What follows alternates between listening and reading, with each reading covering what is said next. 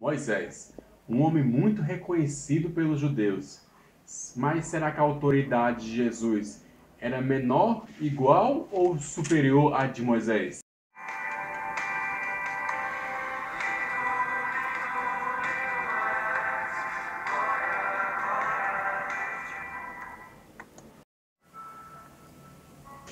Meus irmãos, a paz do Senhor, estamos iniciando mais um vídeo semanal e nessa semana iremos estudar a lição, uma tarefa sobre a superioridade de Jesus em relação a Moisés. A nossa leitura bíblica em classe está em Hebreus, capítulo 3, do versículo 1 ao 19, né? Iremos estudar a lição. Vou dar mais uma lição, a lição de número 3, né? De 21 de janeiro. Nessa lição nós iremos entender a relação de Jesus entre Moisés, né? Então o autor, ele, aqui na introdução, ele começa esse capítulo fazendo um contraste entre Jesus e Moisés. O objetivo é chamar a atenção dos leitores para a importância e a urgência da mensagem cristã.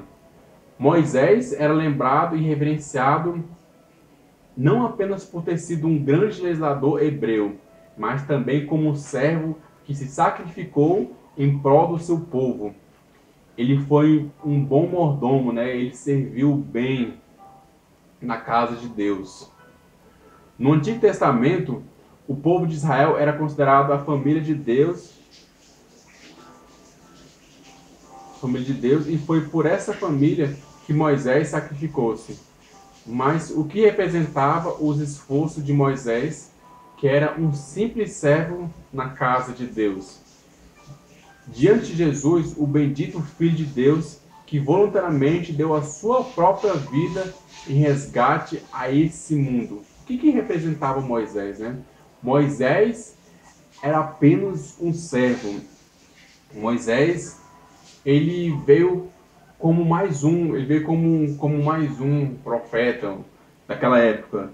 Jesus, ele veio sim para dar a palavra final. Jesus foi agora sim já o sacrifício, vou fazer o sacrifício final. Vou fazer o que o homem não precisava fazer.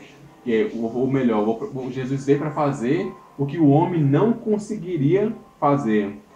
Então, vamos entender então qual é a diferença e por que Jesus Cristo ele é superior a Moisés, né? O nosso autor aos Hebreus aqui, ele vai especificando, e assim como nós tínhamos falado, o nosso objetivo nesse trimestre é tentar falar versículo por versículo. Então vamos ver até onde nós conseguimos chegar falando versículo por versículo, né? Vamos começar então aqui com o versículo número 1, onde já dá certinho com a nossa revista. Tópico de número 1 da nossa revista: uma tarefa superior. Ponto 1. Uma vocação superior. Então, um dos nossos objetivos aqui é mostrar que Jesus ele teve uma vocação maior, né? Bora lá então, versículo número 1, que diz assim a palavra de Deus: pelo que irmãos santos, veja que a palavra está irmãos santos, né? Versículo por versículo. Participantes da vocação celestial, considerai a Jesus Cristo, apóstolo e sumo sacerdote da nossa confissão. Então aqui vamos agora comentar esse versículo de número 1, né? Tendo chegado à conclusão de seus argumentos no final do capítulo 2 da epístola, o autor dirige a seus leitores chamando-os de irmãos, né? A primeira coisa que ele fala é chamá-los de irmãos, irmãos santos. No contexto do Novo Testamento, a palavra santos tem sentido de algo ou alguém que foi separado para servir exclusivamente a Deus, né? Como em outras lições nós já havíamos falado. A palavra santo significa separado. Então, alguém que estava separado exclusivamente para a obra de Deus. Não pode ser usado ou estar a servir de outra coisa. Essa santificação possui dois aspectos. Ela pode ser posicional, aquilo que no Novo Testamento é descrito como está em Cristo. Você pode conferir isso melhor em 2 Coríntios, capítulo 5, versículo 17. E também progressiva, identificada aqueles que receberam a Cristo como Salvador. E a partir daí passaram a andar nele. Em Colossenses 2,6, né? Então, essa palavra santa é para esses dois sentidos. Ou a pessoa era exclusivamente da obra de Deus, não trabalhava em outro sentido, só era para a obra de Deus, vivia só na obra do Senhor. Ou aqueles que se entregaram a Cristo também, né? Então, eles eram considerados como irmãos, né? Irmãos em Cristo. Aqui já dá para nós entender que irmão, ou seja, era uma comunidade que já tinham recebido Jesus como Salvador. Naquele local ali onde o autor aos Hebreus estava falando, com aquele povo que o autor estava falando, era uma comunidade assim que todos concordavam em Jesus Cristo como Senhor. Então, aqueles que têm Jesus Cristo como Senhor é reconhecido como irmãos, né? Nós somos irmão em Cristo Jesus, assim como eu e você também somos irmão em Cristo Jesus. É como se estivesse chegando, direcionando a carta para alguém que já reconhecia a Jesus Cristo como o Senhor. Note que o próprio autor salienta no final do verso o termo nossa confissão. No final do versículo, ele fala nossa confissão, né? Então ele deixa bem claro, então, que eles confessaram, né, a Jesus Cristo. Agora ele os exorta usando o verbo considerai. Esse verbo considerai também está lá no versículo 1. Considerai. Esse verbo norteará todo o capítulo em apreço, pois ele traz a ideia que agora toda a atenção e olhar deverá estar direcionado a Cristo, né? Quando ele fala aqui no... considerai a Jesus Cristo, apóstolo e sumo sacerdote. Vamos ver então o que é apóstolo e sumo sacerdote. Isso que é só o versículo 1, querido. Essa lição tá uma bênção. O autor destaca que Jesus Cristo é o apóstolo e sumo sacerdote, né? Nossa confissão. O que é apóstolo? Apóstolo era alguém que era enviado em uma missão, enquanto sacerdote atuava como um representante dos homens diante de Deus. Jesus exerceu essa função mais do que qualquer outra pessoa do antigo pacto. Sua missão salvífica, ela foi constituída por Deus como o grande apóstolo e sumo sacerdote da nossa salvação.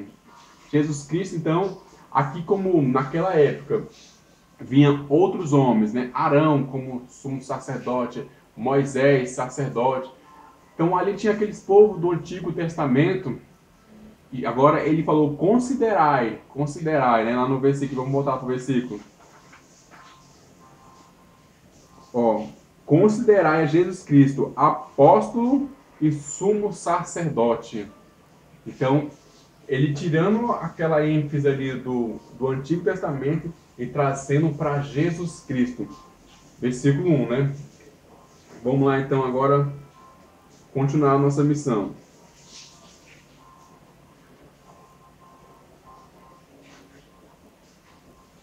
Vamos lá no versículo 2. Vamos ver o que ele fala no versículo 2.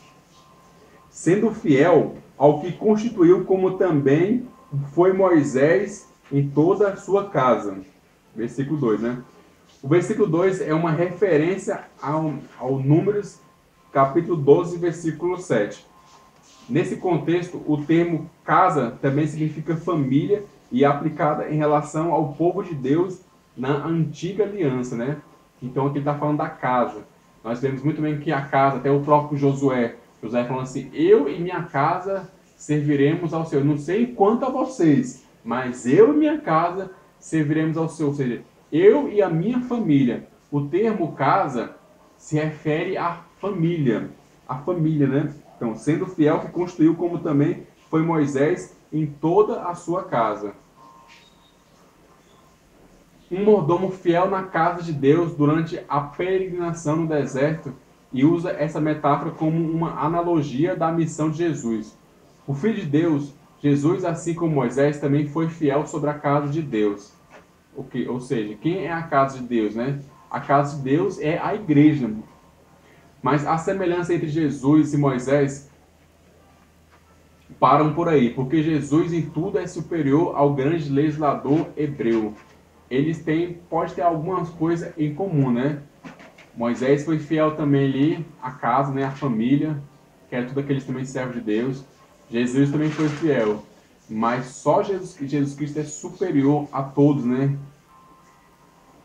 Vou lá, versículo 3. Nós já falamos do versículo 2, né? Que os dois foram fiel à casa, que nós já explicamos o que é o termo casa.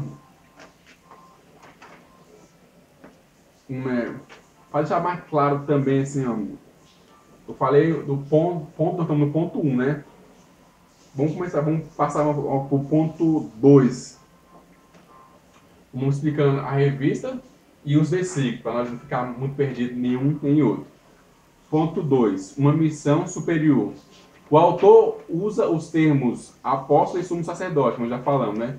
O apóstolo significa enviado, um propósito, ambos foram. Então, por que Jesus foi superior? Os dois foram enviados, mas por que Jesus foi superior? Moisés foi apenas um libertador dentre de vários libertadores. Jesus seria a última definitiva libertação. Jesus Cristo veio para tirar esse jugo do homem, né? Quando Moisés libertou o povo do Egito, ele libertou daquela escravidão. Mas o povo de Deus ainda passou por várias escravidões. Se você leu a Bíblia por completo, e se você não leu, leia a Bíblia por completo, meu amado. Leia a Bíblia de Gênesis a Apocalipse. E você vai entender a história do povo hebreu, vai entender o que aconteceu. E depois de Moisés, o povo de Deus ainda passou a ser cativo por várias outras épocas. Jesus Cristo, ele veio dando a libertação definitiva, né? Jesus Cristo, ele veio para nos libertar do pecado. Jesus Cristo veio para nos libertar desse jugo. Jesus Cristo veio para nos libertar do jugo que é o pecado, né? Hoje, louvado seja o nome do Senhor, Jesus Cristo, ele intercede por nós. Outrora teria que fazer sacrifícios, né? Por causa do pecado, uma forma de resolver o problema com a consciência diante de Deus, né? Mas louvado seja o nome do Senhor, que nós temos hoje um advogado santo que intercede por nós diante do Pai, que é Jesus Cristo. Ele foi a palavra final, ele foi a libertação final. Agora só é através dele que nós chegamos ao Pai. É como se naquele tempo era feito um sacrifício para intervir, né, o nosso pecado. É como se o Pai preferisse, ele visse o sacrifício de Jesus Cristo como superior aos nossos pecados. O sacrifício que Cristo fez é mais precioso para Deus do que os nossos pecados. E ele vai e intercede por nós. Jesus Cristo, ele intercede por nós, querido. Então, uma coisa que eu acho interessante, nós pedimos ao Senhor, que só é Deus também, que o homem estava morto, assim como Paulo fala, o homem estava morto ali nos seus pecados, que hoje é como se nós vivemos em uma galeria de que tem várias artes no céu, mas nós não conseguimos enxergar essa beleza, porque o homem está ainda no pecado.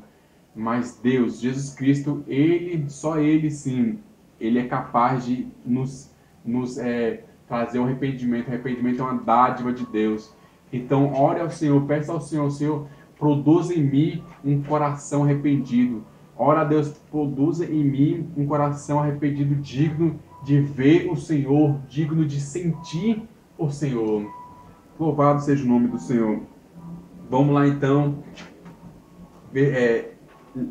versículo 3 de Hebreus capítulo 3. Porque Jesus Cristo, né?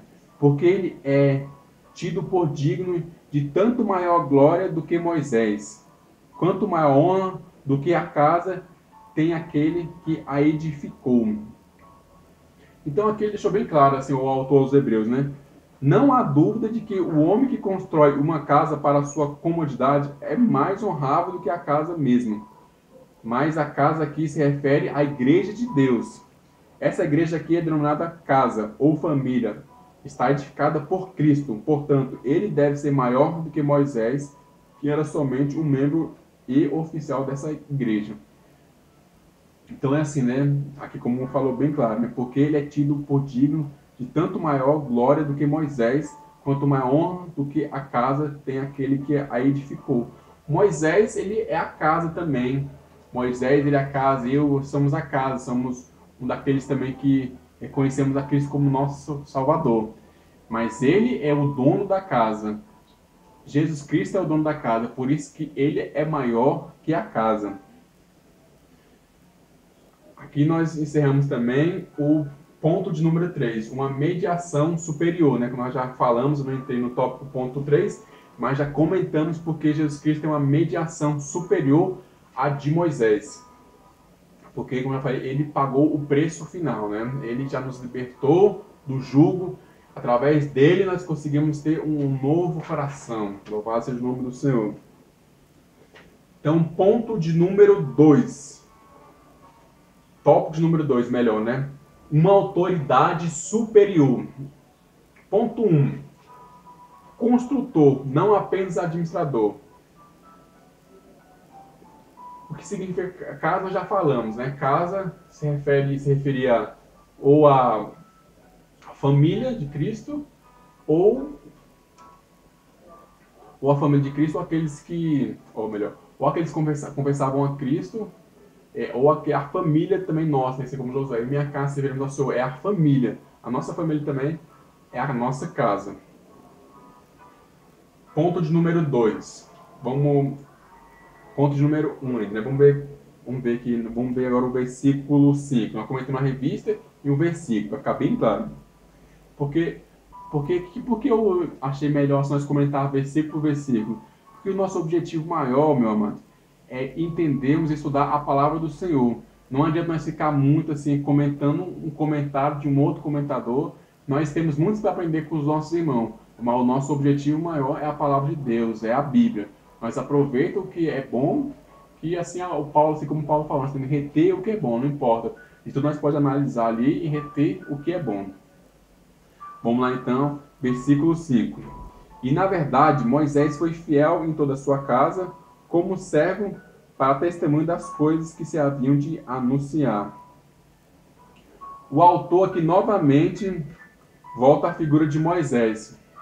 O argumento do autor é simples e objetivo. Moisés foi um servo dedicado na casa de Deus.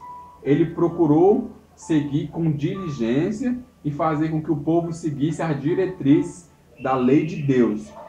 Porém, Moisés era uma sombra. Jesus Cristo é a realidade. O versículo 6 mostra a igreja como a casa de Deus hoje. Vamos ver logo o versículo 6 aqui então. Mas Cristo, que está continuando o versículo 5. Nós lemos o versículo... agora nós lemos o versículo, vamos ler o 4, ou 6. Mas Cristo, como filho sobre a sua própria casa, o qual, caso somos nós, se tão somente conservarmos firmes e confiança e a glória da esperança até ao fim. Esse é o versículo 6, né? Esse versículo é paralelo, esse versículo é semelhante, né? A 1 Timóteo, capítulo 3, versículo 15. Olha só. Mas se tardar, para que saibais como convém andar na casa de Deus, que é a igreja de Deus vivo, a coluna e firmeza da verdade. A igreja de Deus não é um prédio, nem qualquer estrutura arqueológica, né?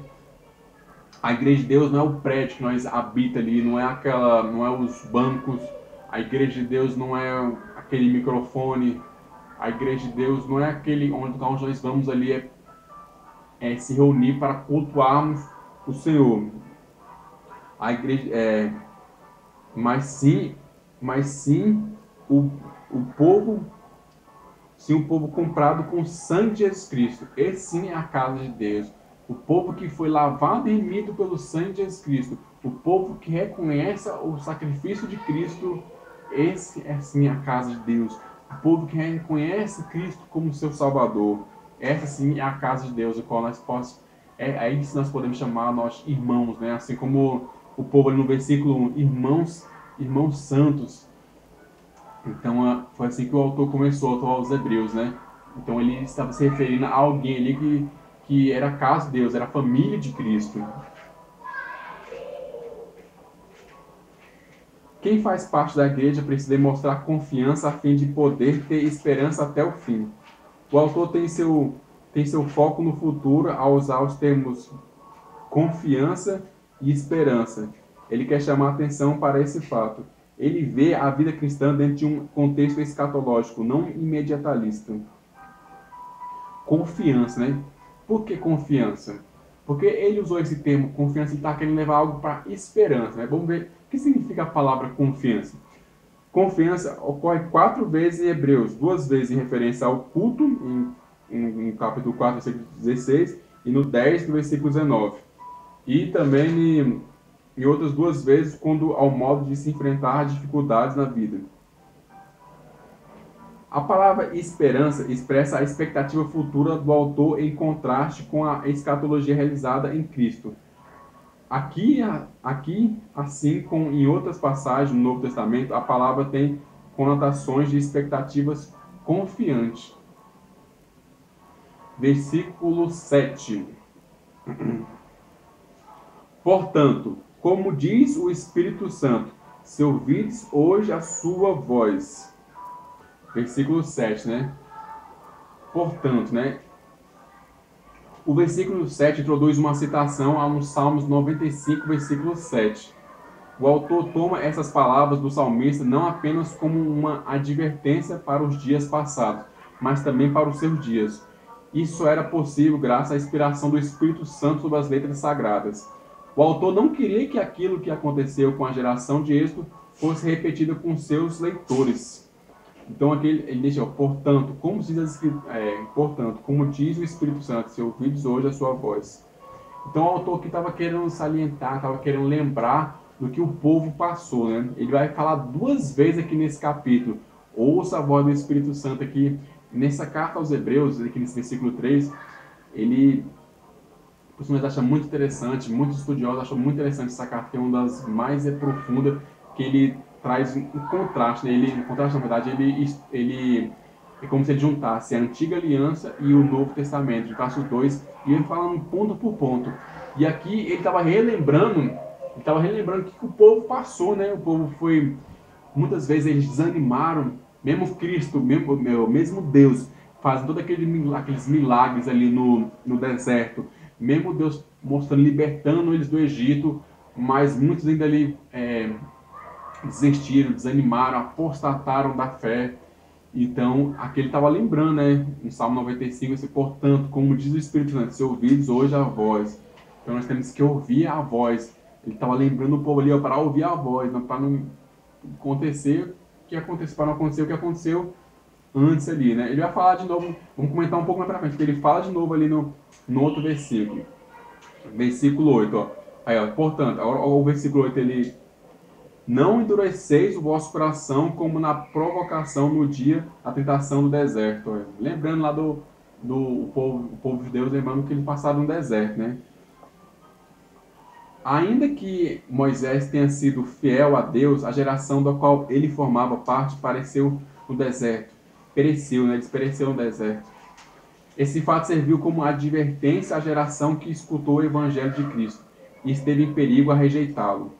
O autor de Hebreus mostra claramente nesse texto que a própria pessoa que endurece o seu coração, essa mesma palavra ocorre em Romanos 9, versículo 18, dizendo que Deus endurece a quem quer. Esse texto em Romanos 9, versículo 18, juntamente com da carta aos Hebreus, forma um paralelo com os textos de Atos, versículo 19, capítulo 19, versículo 9, e Atos, capítulo 7, versículo 51. Onde os judeus endureceram o seu coração para não aceitar a palavra de Deus. Em ambos os textos, a palavra endurecer procede da mesma raiz.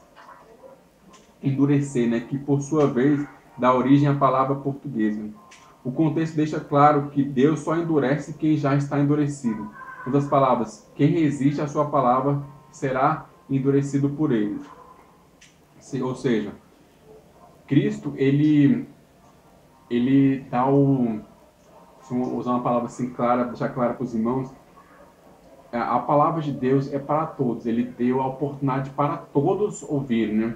Mas uma coisa ele deixa claro, se a pessoa endurece o coração para ele, ele também endurece, ele mesmo vai endurecer o coração. Se a pessoa rejeita a Cristo, é assim como Moisés, né? O Moisés, o faraó, o povo estava no faraó. Deus estava querendo tirar o povo ali do Egito e Moisés endureceu o coração. Aí depois o próprio Deus endureceu o coração de Moisés para ele não deixar. Então, assim, se a pessoa rejeita a Deus, Deus também depois vai rejeitar ela. Então, por isso que ali foi isso que estava acontecendo, né? Não, então, não endureceis o coração. Versículo 9. Aqui nós já estamos falando do ponto 2 e ponto 3 do tópico 2 da revista. Vamos ler aqui na nossa revista o ponto 2 e o ponto 3, para não deixar passar, né? O tópico 2. Ponto 2. Então é o perigo de ver, mas não crer. Então era isso que ele estava passando ali no momento, né? O perigo de ver, o perigo de ver, mas não crer. Agora, então ele estava falando um papo de judeu para judeu. Era uma coisa entre eles. O autor dos Hebreus era judeu e estava falando para judeus. Estava tentando lembrar o que ele estava passando ali, o que ele já tinha passado. Então ele reconhece a história do seu próprio povo para os alertarem que a questão não está em ver, mas em crer. E o ponto 3 é o perigo de começar, mas não terminar. Vamos comentar esses dois tópicos logo. Vamos ver para no versículo 9, né? Versículo 9.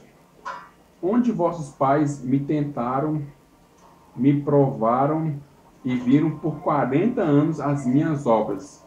Versículo 9.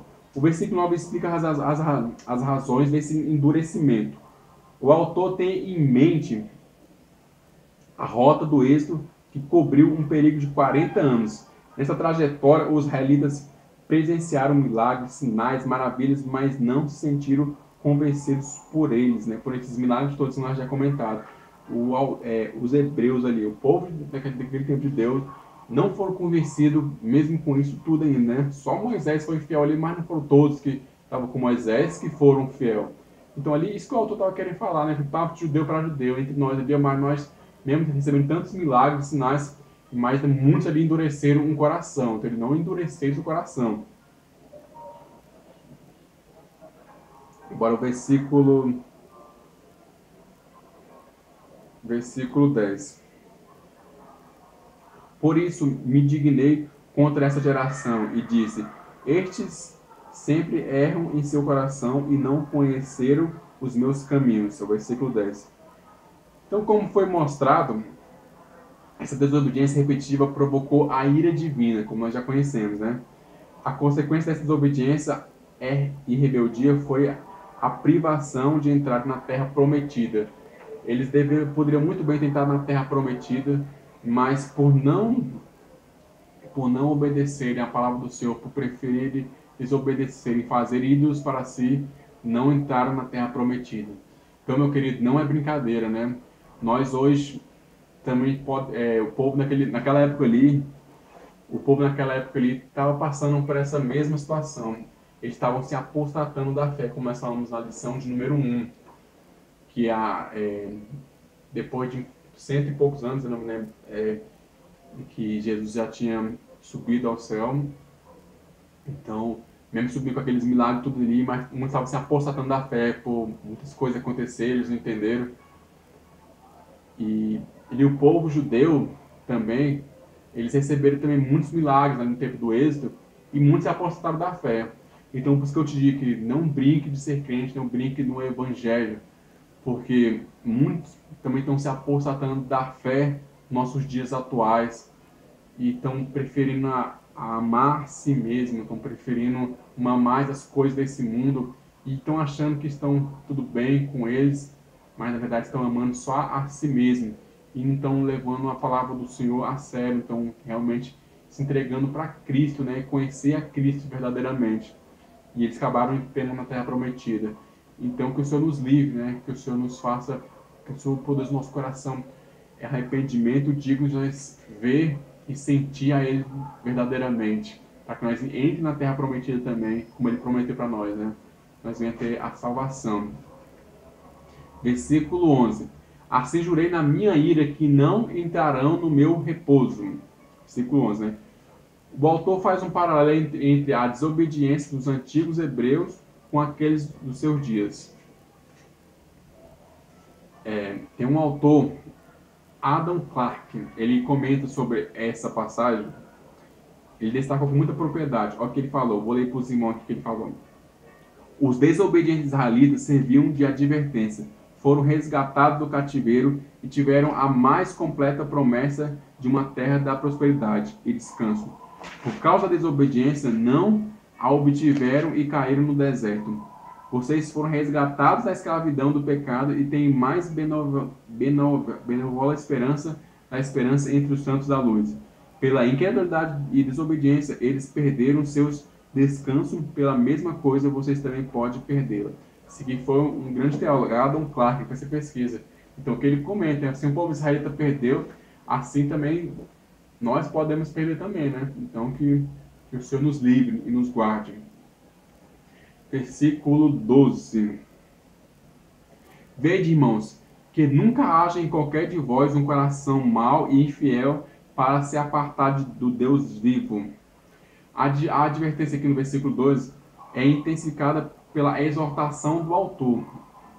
Vede, irmãos, que nunca haja em qualquer de vós um coração mau e infiel. Ele está advertindo, né?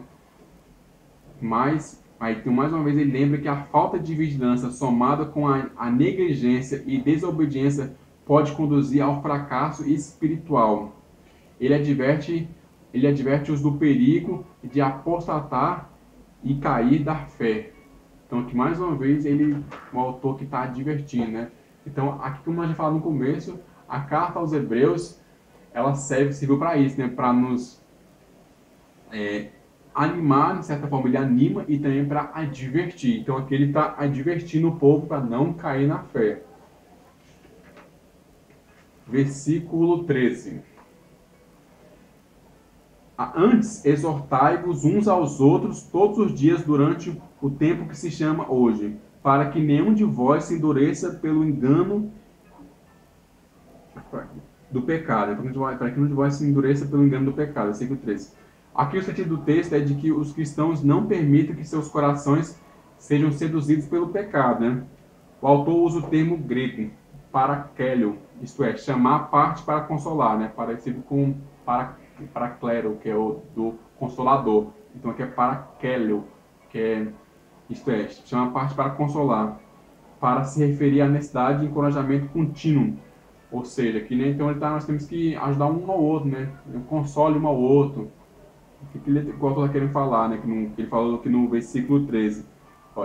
Exortai uns aos outros todos os dias durante o tempo que se chama hoje, para que nenhum de vós se endureça no engano do pecado. Então, se nós vemos que o irmão está sendo enganado do pecado ali, aqui está bem claro que nós temos que exortar uns aos outros. Ali, então, naquele povo ali, o autor dos Hebreus está falando, você está vendo que o seu irmão está desviando da fé, se você vê que o teu irmão está se apostatando, então exortai ele, exortai uns aos outros, para que não seja enganado no pecado. Versículo 14. Porque nós nos tornamos participantes de Cristo se retivermos firmemente o princípio da nossa confiança até o fim. Então aqui nesse texto, ele encontra-se no tempo perfeito, e o seu sentido é que os cristãos tornaram-se participantes de Cristo no passado, quando receberam como Salvador, né? E continuavam no presente tempo como participantes dele. Isso, no entanto, só teria valor se eles continuassem firmados em Cristo até o fim. O autor repete a exortação anteriormente lembrada por ele no versículo 8. Agora o versículo 15.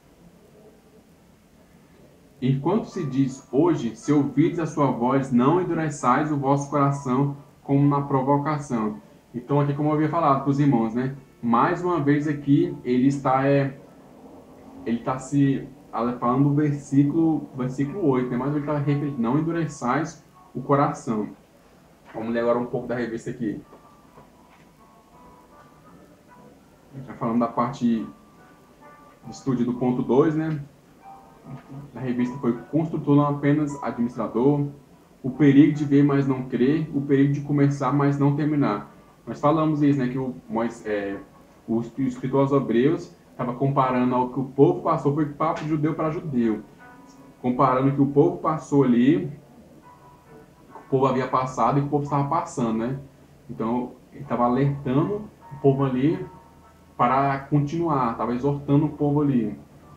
Agora, tópico de número 3. Um discurso superior. Ponto 1. Um período de ouvir, mas não atender. Parecido com o tópico 2. Aí vamos trazer um paralelo. Ele repetiu de novo, né, no versículo 15 de novo, o autor aos Hebreus.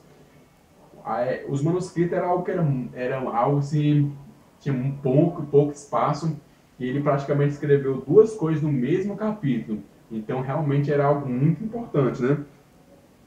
Vamos lá, então, comentar de novo o versículo 15. Ele fala a mesma coisa. Tópico 3.1.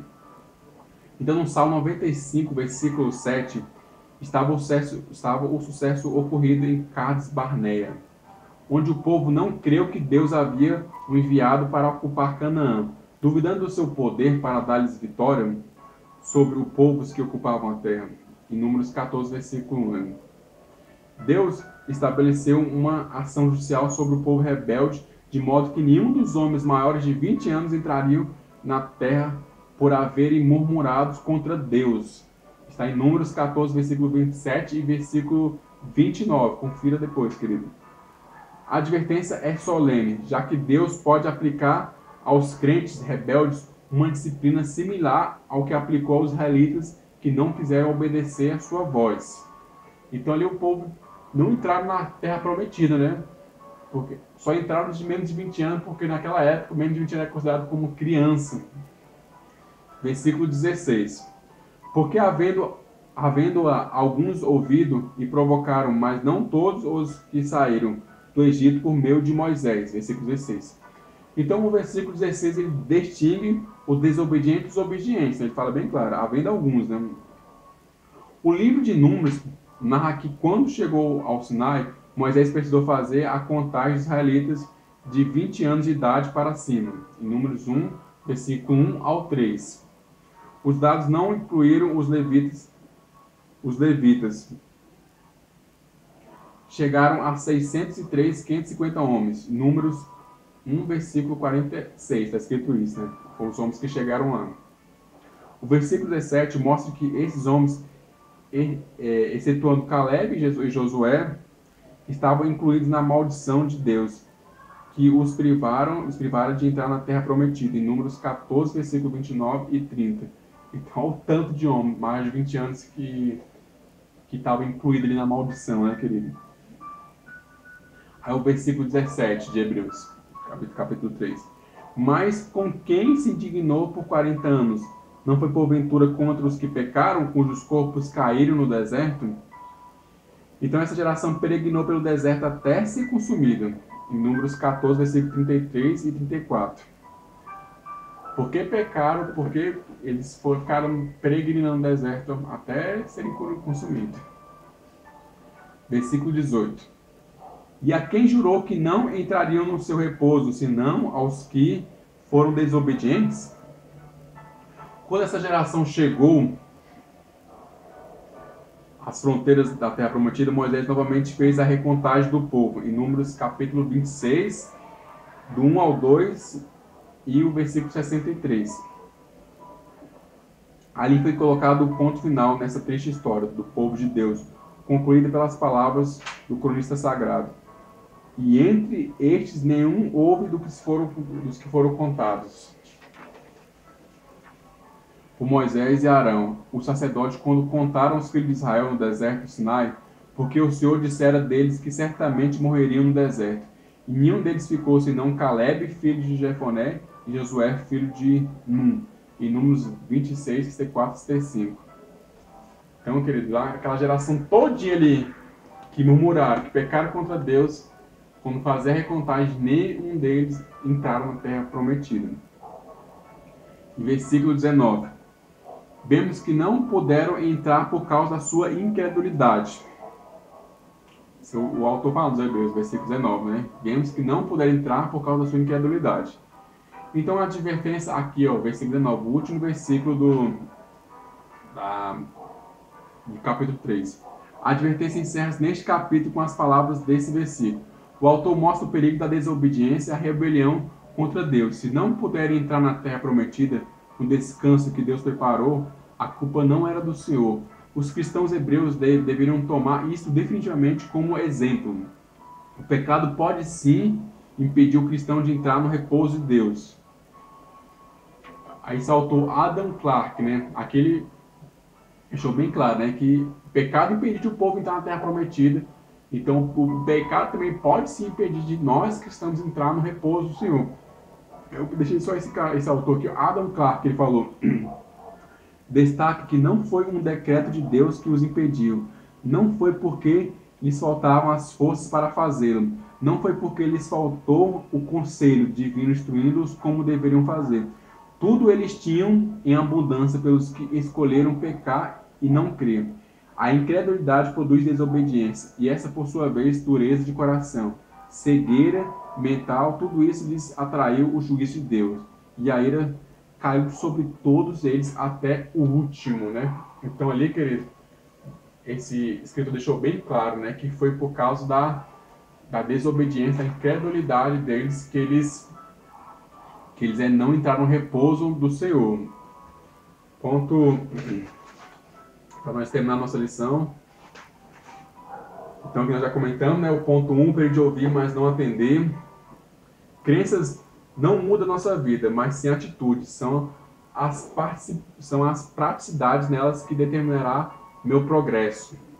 Então, não adianta, eles estavam, não faltava, o autor ele falou, eles foram instruídos, mas mesmo assim, não adianta a gente ter crente se não tiver atitude, não adianta nós estarmos ali dizendo que somos crentes se nós não temos atitude, nós temos que tomar uma atitude para que, se Deus quiser, nós cheguemos no repouso com Cristo. Ponto 2, né? Eu só quero comentar esse ponto 2 aqui, a humilhação do servo. Eu queria fazer uma pergunta. Você acha que Cristo foi humilhado ao se fazer homem? Cristo foi humilhado ao ser como nós? Tome muito cuidado com isso, querido. Cristo ele não foi humilhado por ser homem. Cristo ele foi humilhado por se esvaziar da sua glória, né? Como se ele tivesse coberto e revestido de uma glória lá no céu, e ele deixou de humilhar para ser homem, mas não foi humilhado por ser homem. Nós somos a imagem do Criador, nós somos a criação dele, né, querido? E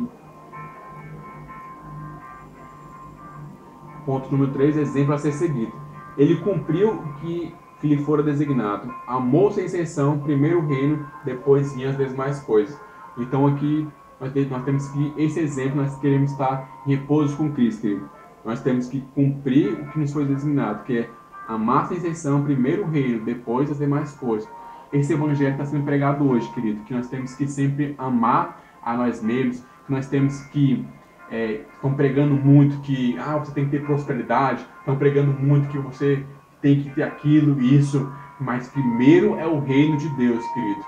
Então nós já estamos terminando essa aula, que o Senhor, querido, possa estar te abençoando. Então seja como Cristo, querido. Não seja como o povo hebreu ali, que não chegou ao repouso, que não chegou ali ao repouso por causa da sua incredulidade, mas que nós devemos ser servo fiel. Que Deus te abençoe, querido. Até a próxima lição.